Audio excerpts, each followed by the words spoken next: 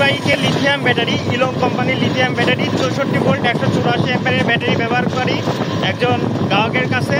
তার মুখ থেকে শুনবো যে তিনি কত মাইলেজ পাচ্ছে, কেমন সার্ভিস পাচ্ছে। ভাই একটু বলবেন যে আপনি মাইলেজ কত পাইছেন, এই পর্যন্ত কত চালাইছেন? মাইলেজ মনে করেন যে আমি হচ্ছে 150 থেকে 160, 70, 80 পর্যন্ত চালাইছি।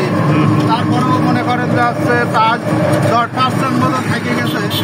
তবে অতটা রিস্ক নিয়ে যাচ্ছে, যখন কোনায় বন্ধ হয়ে যাবে কি ভালো কি বন্ধ এই বন্ধ চালাচ্ছে আর কি। আর এমনিতেই 150, 160 চালাতে চালাতে সন্ধ্যা লেগে যায়। সন্ধ্যার পর আমরা গাড়ি আর চালাই না। আচ্ছা, আপনি তো নতুন নিয়েছেন ব্যাটারিটা, এখন বিদ্যুৎ বিল দিয়ে কেমন আইছে? বিদ্যুৎ বিল এখন আমার এই ব্যাটারি নিয়ে 15 দিন পাইছি মাসে। আর 15 দিন হচ্ছে পানির ব্যাটারি। এই 15 দিন আমি কিছু করতে পারবো না। তাতে আনুমানিক আমার হয়তো 1700-1800 হয়তো আসতে পারে।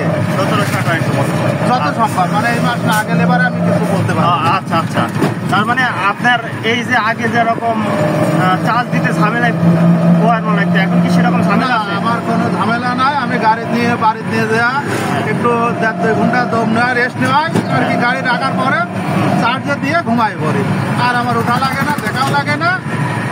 চার্জ হলে অটোমেটিক বন্ধ হয়ে থাকে। আচ্ছা ঠিক আছে, ধন্যবাদ আপনাকে।